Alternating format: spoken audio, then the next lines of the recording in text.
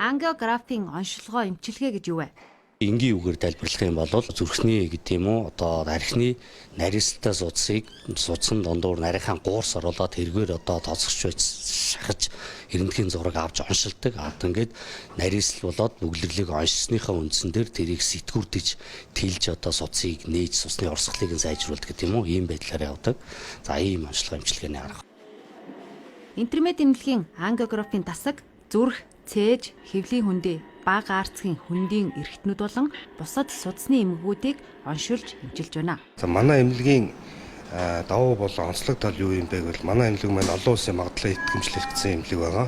За үүнтэй холбоотойгоор бол бид нар бол чанарыг бол нэгдүгээр тавьдаг. Чанарыг стандарт хоёрыг бол нэгдүгээр тавьж байгаа. Нийт одоо ард иргэдээ хөдөө хот ялахгүйгээр одоо эрүүл мэндийн одоо даатгалын хөнгөлөлтөөр ангиографийн онцлог эмчилгээний хүргэж эхэлж байна. Өндөр зэрэглэлийн чанартай катетер, чийгшүүлэгч, стент баллон ашиглаж зүрх судасны өвчнийг ямар нэг мэс ажилбар зүсэлт хийхгүйгээр судсан доогуур оншилж байна.